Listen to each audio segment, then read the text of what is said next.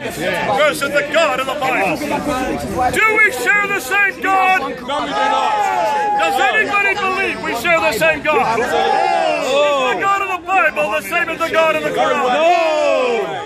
Hold on a minute, hold on a minute. No, it's not. Do not we say that God of the Bible is the God of Abraham? Yes. And do the Muslims not say that Allah of the Quran is also the God of Abraham? So must it not be the same God? If they are both God of Abraham, and in the Arabic Bible is not the name for God Allah? Yes, it is. Yes. In the Arabic Bible, the name for God is Allah, as it is in the Arabic Quran. So if it has the same name, is it not the same God? Okay, we've got to ask the question, what's the nature of this God? What's the nature of Allah, and what's the nature of Yahweh? Who knows the nature of Allah? What do we know about Allah? We don't know much about Allah, do we? He does not have a personal name. They call him Allah. What does Allah mean? He's generic. Go ahead. What does it mean, He's sir? generic, sir. And what does it mean? He's a Nabatean God, pagan God. The God. Yes. Anybody can be called the God. That's right. Anybody can be called God. There's nothing unique about him. That's right. There's nothing special about him. That's right. There's nothing holy about him. No. But we know that God does have a personal name. We know in the Bible, Moses wanted to know that name. That's right. In Exodus 3. Yes. He turns to God in 1400 BC and he asks God, what is your name? Now, did God say my name is Allah? No. Did God use a generic name? No. Is there anything generic about our God? No. Our God is unique, is he not? Our God comes to earth, does he not? From the very beginning, God was on earth, was he not? That was God walking and talking in the cool of the day. That's right. God was in the Garden of Eden, was he not? We have a big, big God. Our God can come to earth anytime he wants. That was God eating with Abraham, wasn't it? In front of the Tent of Mamre. That's right. That was God wrestling with Jacob. That means the God of the Bible can take on human form. The God of the Bible has arms and legs, doesn't he? He can take on arms and legs anytime he wants. Can the God of the Quran do that? No. The God of the Quran is incapable of even eating with Abraham. The God of the Quran was never in the Garden of Eden. The God of the Quran never wrestled with Jacob. But hold on a minute. Come on now. Does our God able to take on any form? Yes. What was he when he was leading the children of Abel, the children of Israel through the desert? A pillar of cloud in the day, and a pillar of fire by night. A pillar of clouds in the day, and a pillar of fire at night. That's right. That means our God can become a pillar of fire. Yes, he can. Can the Muslim God become a pillar of fire? Do you find any reference to God being anything in the Quran? You got a problem. Do we share the same God? No. The Quranic God, Allah, is too small. This God is unable to come to earth. That's right. This God is always other, always distant, always in heaven, never comes to earth, which means the God of the Quran has no relationship. That's why I'm Muslim. You like it or not? There's no God. I don't mind. I don't care. Hold on a minute. That's why I'm Muslim. Can the God of the Quran? That's why you're here. Does it please you? Can the God of the Quran come to earth? Hold on a minute. That's why you're in I will slavery. actually refute you. Bondage. House of bondage. Hey, when your visa is expiring, Can Allah come to earth? No. Can Allah take on human form? go back to New There you go. He cannot take on human form. Can Allah take on the form of a burning back bush? to New Mexico. Can Allah take on the form of a burning bush? Surah 20, ayah 10 to 14. Surah 20, ayah 10 to 14. I challenge him to debate with him. I'm not a scholar, yet I can't debate with him. But he's a coward, man. He cannot debate with me. Surah 20, ayah 10 to 14. Get your own letter. Get your own letter. Okay, here we go. Read it again. So I can bring you a torch or find a fire some guidance. Who is speaking here? It says, and it says, Moses saw the fire. So Moses sees the fire. He goes to find out about the fire. Yes. And what happens when he gets to the fire? Verse 10, what does it say? It says when he came to it, he was called, "O Moses, indeed I am your Lord." Okay, say that again. Oh Moses, indeed I am your Lord. Continue on. So remove your sandals. Indeed, you're in the sacred valley of Tua. You're on sacred valley. So you're on holy ground. Now let me ask you, Sid, can there be holy ground without Allah? No. Only where God is it holy, right? Yes. Only where God is it sacred. So is this sacred ground according to the Quran? Jesus doesn't have I'm afraid the Quran's copied the story from the Bible. We've no problem. Okay, with continue God on coming before you to do us. that. Read verse 14. Because verse 14 underlines exactly who this is that's in the burning fire, that's in the burning bush. What does verse 14 say? Verse 14 says, "Indeed, I am Allah. There is no deity except Who me." is this speaking?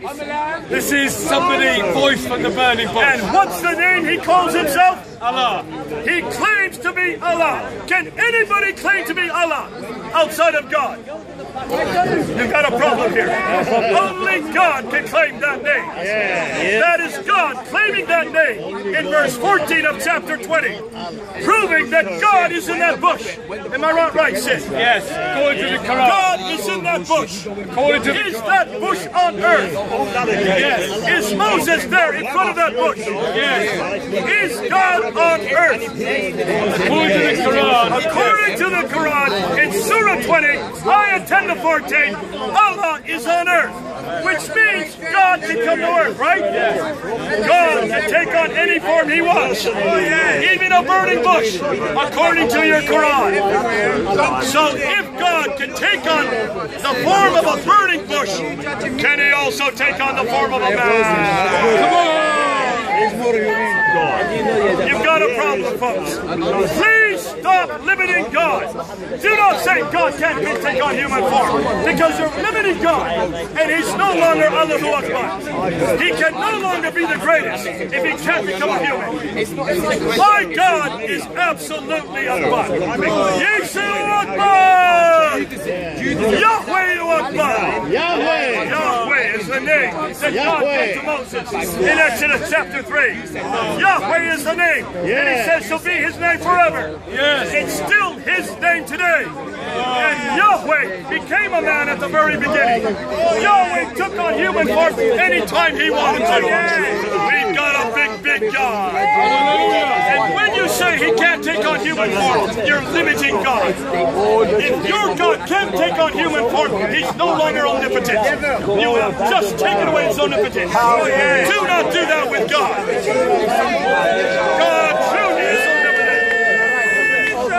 And only God is omnipotent. Please must have stopped taking away his power, because you're making him a little God, an Arab God, because it's the Arabs who knew the name Allah before Muhammad knew that name.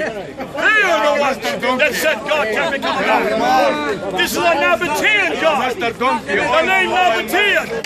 It is the Nabateans that gave you that name. And look at the Nabateans. What is the name of God? Here you go. The name of God in Nabatean is Allah, right? And what is the wife's name? Because Allah has a wife, doesn't he? Allah is the wife of Allah. Did you know that? Allah has a wife named Allah. The very same God that you have in the Quran is borrowed from Nabateanism. And the Nabatean Allah not only had a wife, what else did he have? Three daughters. And what are the names of the two daughters? Almanat and Alusa. No, Almanat and Alusa. Almanat and Alusa. And where do you find those three names? We find them in Surah 53, 19 and 20. Surah 53, Ayah 19 and Ayah 20, you will find the three names of Allah's wife and Allah's daughter. Now hold on a minute, folks. What is it we know about Allah of the Quran? He is one, right? We know that he has no son, right? Surah 4, Ayah 171 says that Allah has no son. Surah 6, Ayah 101 says that Allah has no wife. But hold on a minute. If Allah has a wife named Alat and two daughters named Alamarat and Alusa, how can you do? And what are you going to do? With Surah 4, 171? What are you going to do with Surah 5 and Surah 6, Ayah 101? You've got a problem. These are satanic verses. You all hear that? What are these verses? What are these verses? Surah 53, Ayah 19 and 20. Help me here. Who knows what these verses are? Satanic verses. You don't know what these verses are. Satanic verses. You don't know what these verses are. Verses. You don't understand. Satanic verses. And hold on, the satanic verses are those verses that Satan influenced Muhammad with, right? They are the verses that Satan influenced Muhammad with. You know about the satanic verses. It's in your Quran. Surah 53. Read it again. Help this man out. Surah 53, Ayah 19 and 20. Read it and know what exactly your Quran is full of. The very same Allah you have borrowed has a wife and two daughters. That's why you call it the satanic version. Deal with it, Muslims. Thank God we don't have that problem. Go ahead, read it.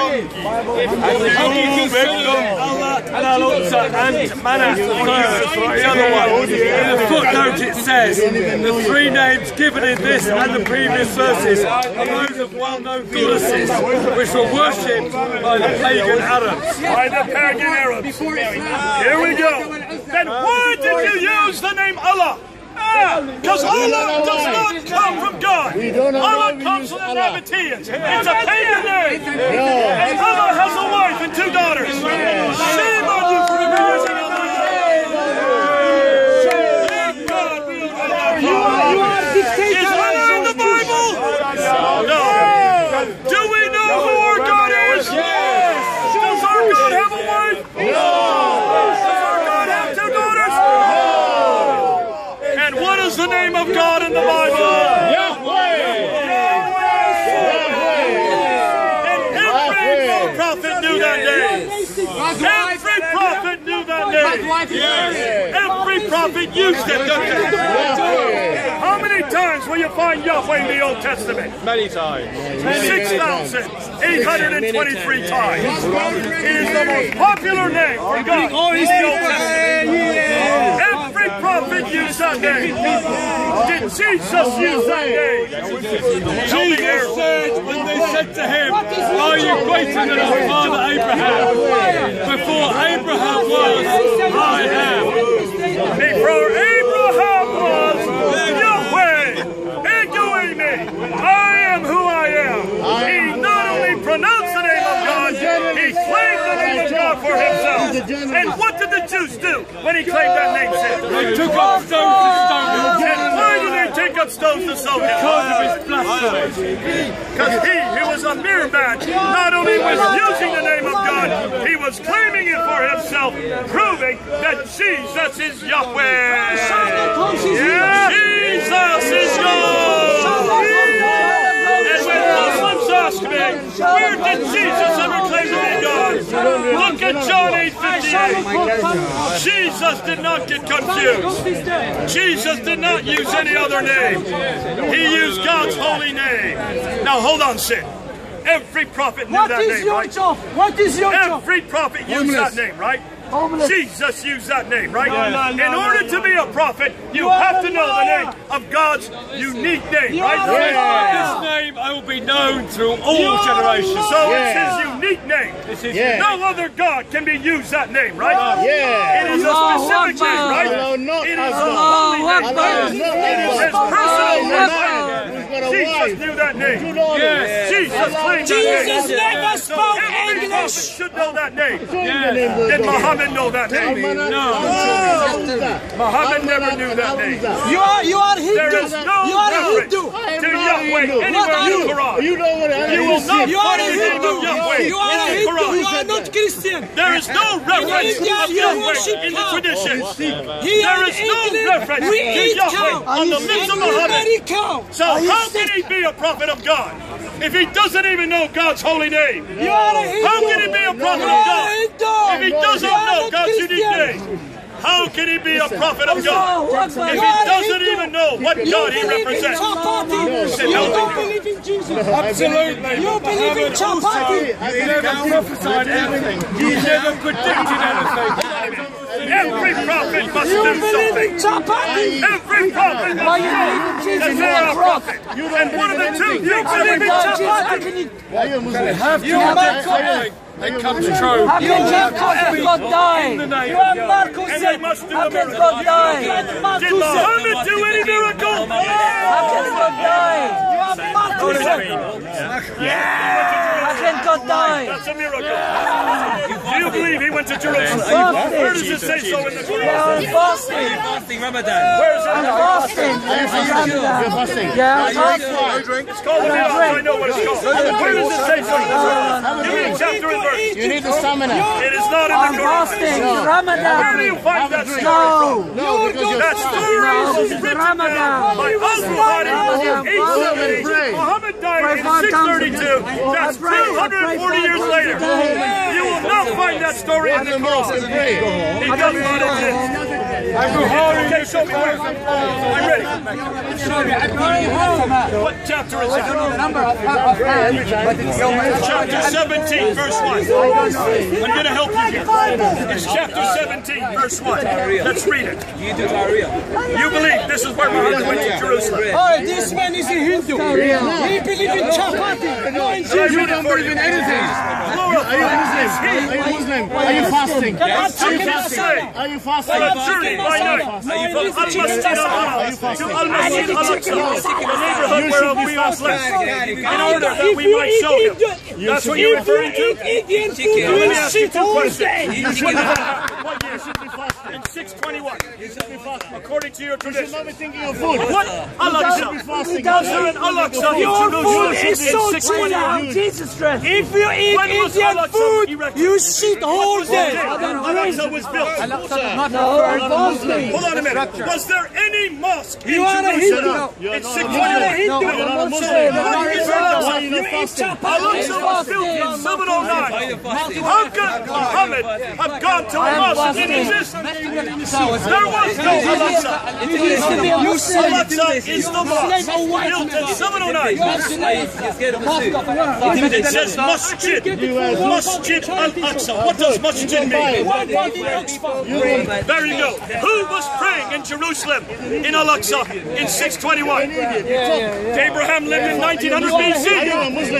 Abraham was not praying in Al-Aqsa. It's getting better and better. You're a big idiot. In India, Where was there any place you called worship Al-Aqsa cow. or When any you come to masjid England, in he's not. Jerusalem These are prior to Christians. 642? There were no Muslims in Jerusalem until 642, 10 years after Muhammad.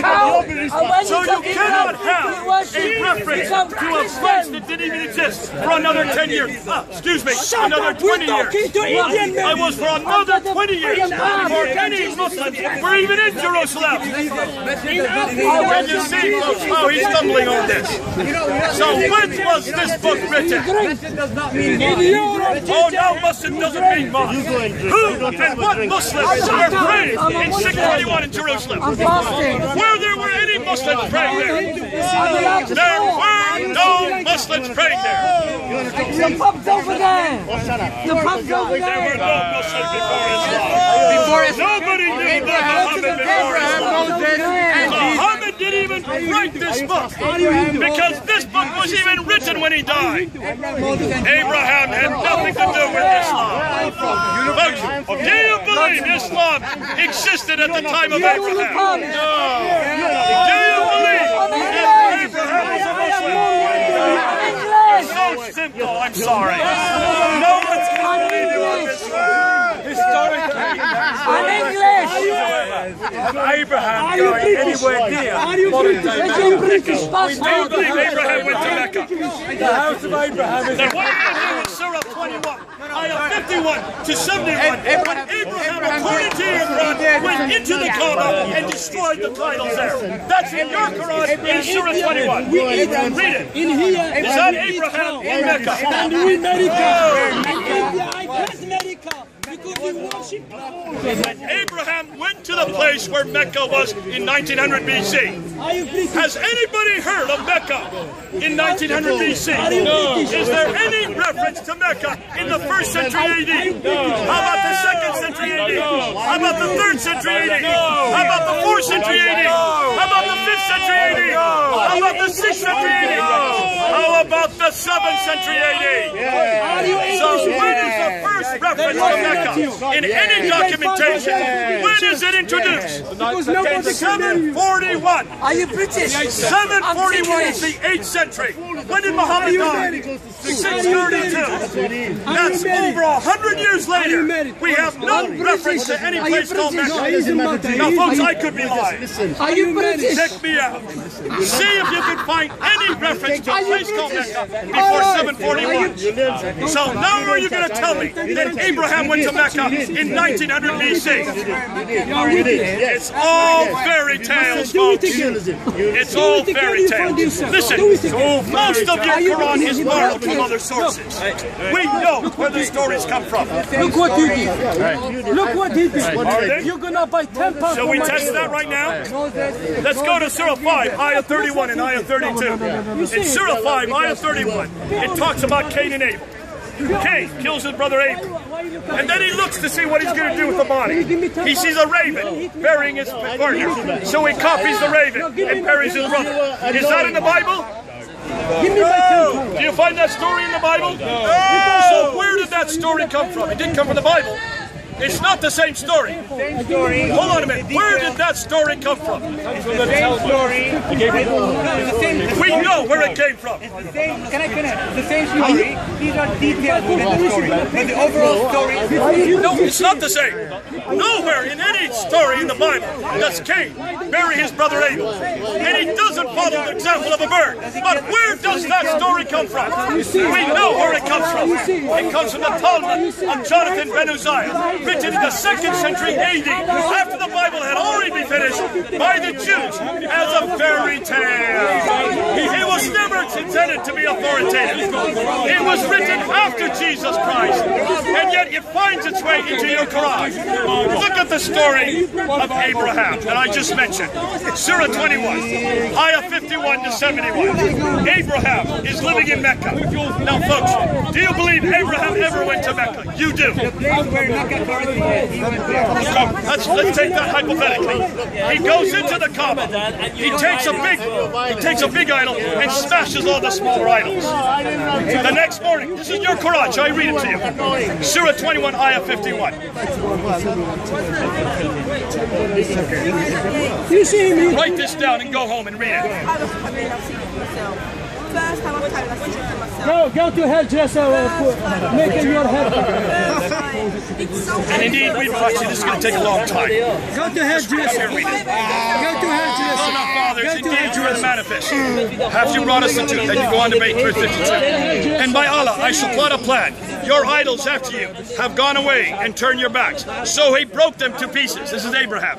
He broke them to pieces, except the biggest of them, and they might turn to it. So with the bigger idols, he destroyed the smaller idols. The next morning, they said, who has done this? He must indeed be one of the Zalimun. They said, we heard a young man talking against them, who was called Ibrahim. They said, then bring him before the eyes of the people, that they may testify. Are you the one who has done this? They asked Abraham. Abraham said, nay, this one, the biggest one of them, The idol did it. Okay, continue. Ask them and they speak. So they turn to themselves, and verily, they are the wrongdoers. Then they turn to themselves, and indeed, Abraham know well, they speak not. Do you then worship beside Allah things that can neither profit you nor harm you? Fly upon you, and upon that which you worship. They said, burn him, and help your Allah, if you will be doing. So we said, O fire, be you coolness, and safety for Abraham. So they throw him into a fire. Now hold on a minute. Is that in our Bible? Do we have a story of Abraham going into any Kaaba, taking a big idol, destroying smaller idols, being taken and being thrown into a fiery pit? Not in our Bible, we don't. But we do have a story that's similar to Shadrach, Meshach, and Abednego. But hold on a minute. Where does this story come from?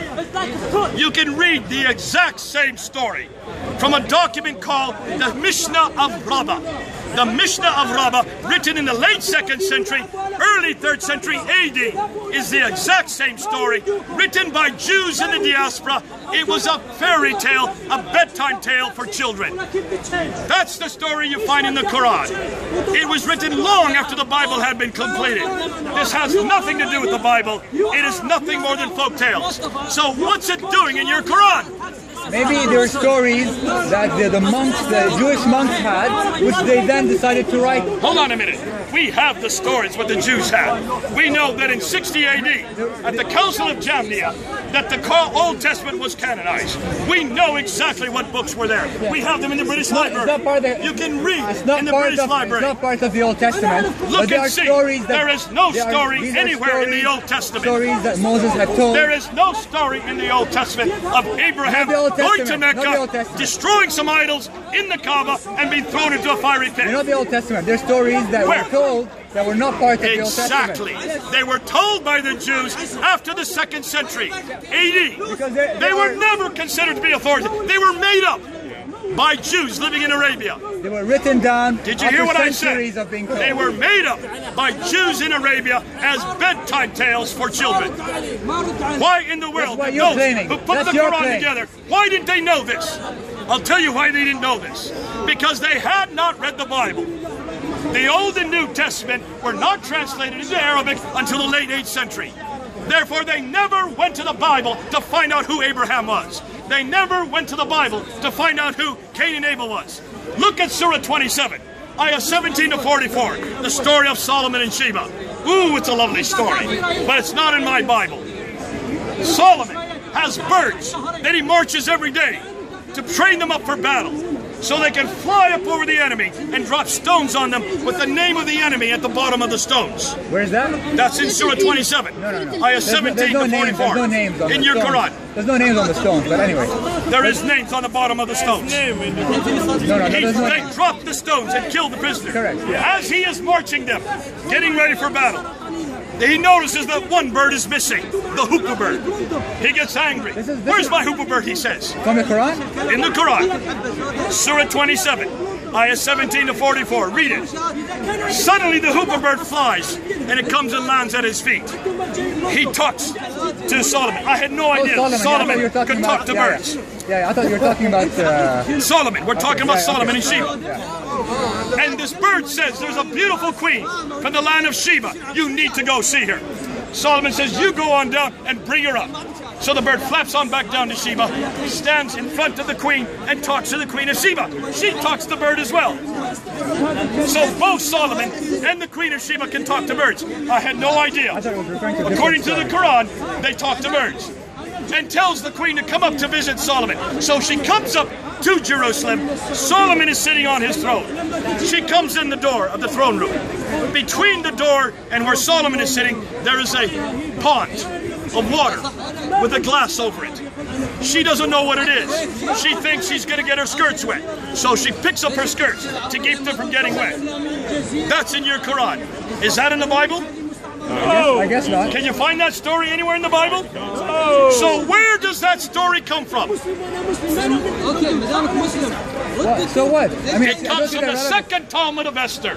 The second Talmud of Esther is apocryphal account, nothing more than a bedtime story. Again, one of the same bedtime stories that we saw in Surah 21 and in Surah 5. That's your claim. Oh, it's not my claim. They're religious books. It's the historical text. There is religious nothing before the 2nd century that has that story. Which means almost everything in the Quran is borrowed. Not from the Bible, but from the apocryphal writings. Folks, you've got the wrong writings. These are writings that are not from God. These are writings that are from men, written long after the Bible was finished. See, we even know the dates when they were written. We know where they were written. We even know who wrote them. None of them were prophets. All of them were never even claimed that these were part of Scripture. They always saw them as apocryphal writings. You know what apocryphal means? These are writings. Extra biblical. Extra biblical. These are nothing more than folk tales. And yet it is those stories that the Quran is full of. Now what's fascinating to me is why have Muslims not admitted this? Why is it your scholars refuse to admit it? Your scholars have to claim that these are their authentic stories. They come too late, many centuries too late. They have nothing to do with the Bible, and they have nothing to do with my God, or Abraham, or Solomon, or Cain and Abel. But they don't have to do with the Bible, they just have to do with the truth. He still thinks this is the truth, folks. Jay, what you're doing, effectively, is destroying Islam historically. Because if what you're saying is true, that the Quran is copied from apocryphal literature, it cannot be the words of Allah on a preserved tablet sent down to Muhammad. It cannot be. Let me ask you real quickly, since you seem to be a scholar. Do you know when this Quran was written down? Which I'm not, yeah. But today you're going to be our scholar. What's your name, by the way? Saleh.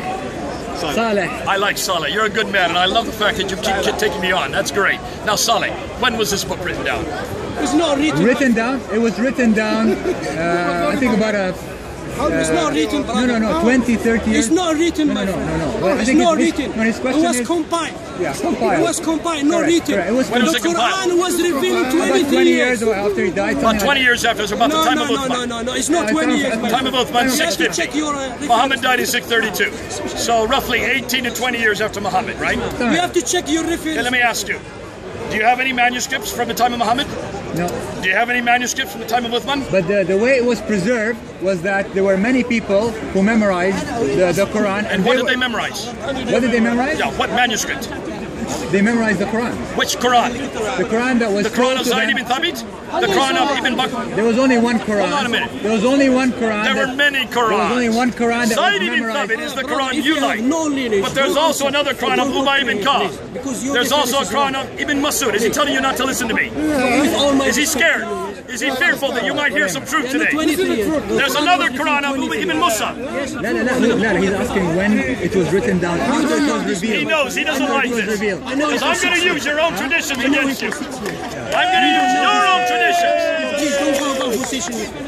You have a group behind you. He's already scared. You can see. He wants you to leave. He doesn't want to listen to this. He's fearful of what I'm going to say next. I'm just going to use your own authority. I'm going to use Al-Bukhari. I'm going to use Sahih Muslim. Don't answer. Be careful. Be careful of what he says. He's very scared. He's very scared. Whoa. But see, we're not scared of the Bible. We don't get scared of people asking questions about the Bible. No. But sir, I'll tell you what he said.